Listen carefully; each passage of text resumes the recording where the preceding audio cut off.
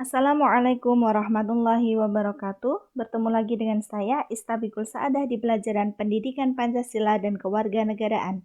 Kali ini kita akan membahas tentang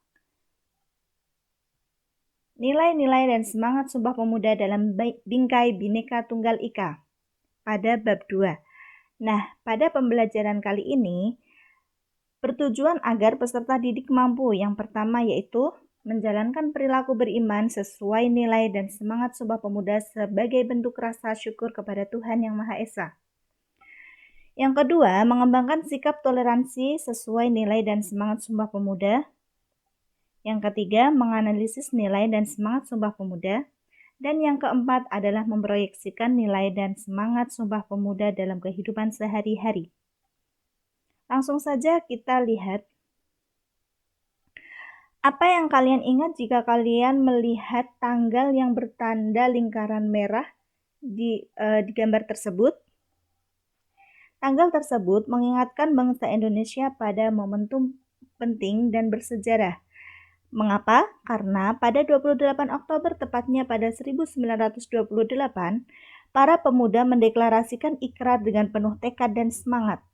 Ikrar tersebut merupakan pernyataan bahwa mereka hanya memiliki satu tanah air, satu bangsa, dan satu bahasa, sehingga momentum tersebut dikenal dengan Sumpah Pemuda. Untuk mengetahui nilai-nilai dan semangat Sumpah Pemuda, kita lihat penjelasan pada uraian berikut ini.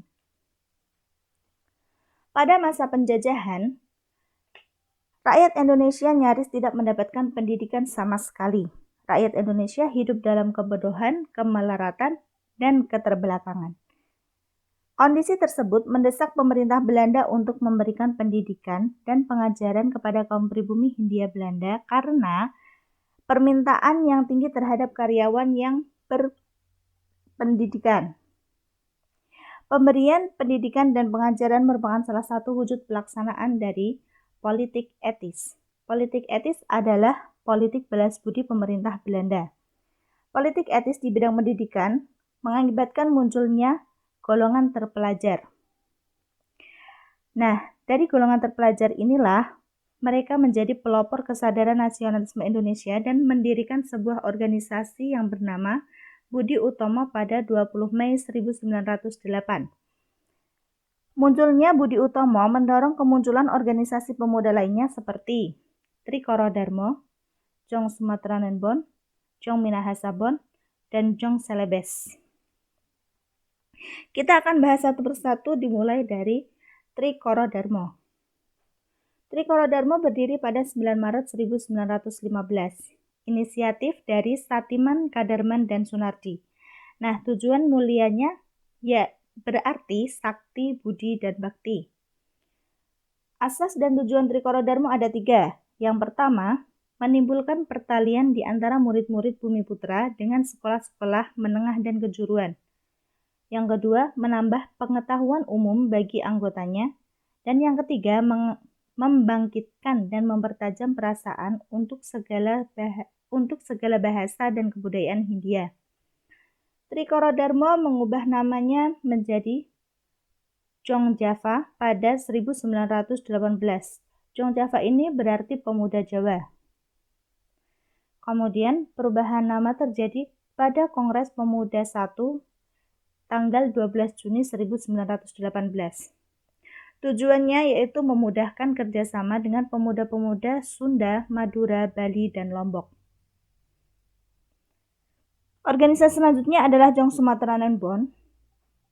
Didirikan pada 9 Desember 1917 di Gedung Stovia, Jakarta. Seperti namanya, didirikan oleh para pelajar dari Pulau Sumatera, bertujuan mempererat hubungan persaudaraan. Persaudaraan di sini dimaksudkan adalah persaudaraan antar pemuda Sumatera saja.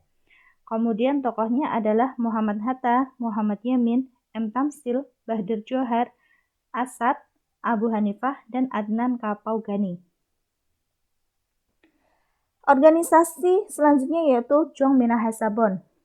Jong Minahasabon didirikan oleh pemuda Minahasa pada 1918 bertujuan menggalang dan mempererat persatuan dan persaudaraan khususnya di kalangan pemuda Minahasa saja.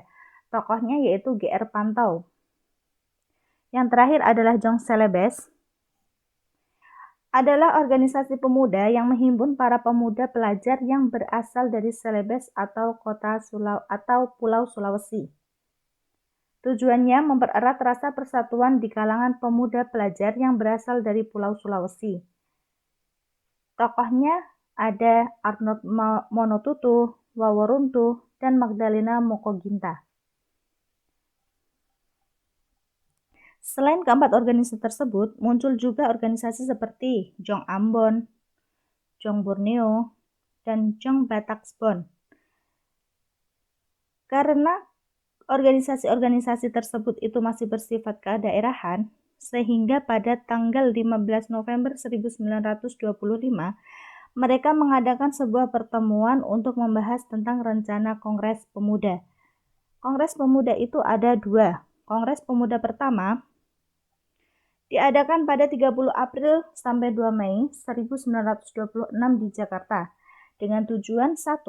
Meningkatkan persatuan dan kesatuan, 2. Mempererat hubungan, 3. Mengatasi kepentingan suku-suku bangsa, bahasa, dan agama. Kongres Pemuda II diadakan pada 27 sampai 28 Oktober 1928 di Jakarta. Di Kongres Pemuda II ini terjadi 3 kali rapat. Nah, rapat Kongres Pemuda II yang pertama terjadi pada hari Sabtu 27 Oktober 1928 di Gedung Katolik Johannlinenbond. Urayanya dari Muhammad Yamin berisi tentang arti dan hubungan persatuan dengan pemuda. Kemudian di rapat 2 terjadi di hari Minggu 28 Oktober 1928 di Gedung OS Java Bioskop. Ada dua tokoh yang berpendapat, 1. Purnomo Wulan dan Sarmidi Mangun Sarkoro. Mereka berpendapat bahwa anak harus mendapat pendidikan kebangsaan dan dididik secara demokratis. Nah, di rapat ketiga ini terjadi di hari Minggu juga pada 28 Oktober 1928 di Gedung Indonesia Clubhouse Kramat. Tokohnya Mr. Sunaryo yang menjelaskan bahwa pentingnya nasionalisme dan demokrasi selain gerakan kepanduan. Dan di rapat ketiga ini juga pertama kali dikumandangkan lagu Indonesia Raya. Kita akan membahas makna Sumpah Pemuda dalam perjuangan kemerdekaan Republik Indonesia. Ada 3 makna. Makna yang pertama yaitu 1. Tanah air. Bermakna Indonesia memiliki beribu pulau, namun hal ini tidak menjadikan penduduknya bercerai-berai. Hal ini disebabkan karena mereka mempunyai ikatan sejarah. Kemudian yang kedua adalah 1 bangsa. Bermakna Indonesia merupakan negara yang terbentuk atas keragaman suku, agama, bahasa, dan adat istiadat. Kemudian 1 bahasa, bermakna meskipun masyarakat Indonesia mempunyai bahasa yang beragam, tetapi keberagaman bahasa bukanlah suatu masalah karena masyarakat telah memilih bahasa Indonesia sebagai bahasa persatuan. Selanjutnya, kita akan membahas nilai-nilai luhur yang terkandung dalam Sumpah Pemuda. Yang pertama ada cinta bangsa dan tanah air, persatuan, sikap rela berkorban, mengutamakan kepentingan bangsa, menerima dan menghargai perbedaan, semangat persaudaraan, dan yang terakhir adalah semangat gotong royong. Sekian penjelasan kali ini.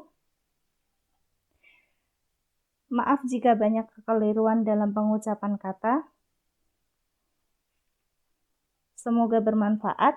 Wassalamualaikum warahmatullahi wabarakatuh.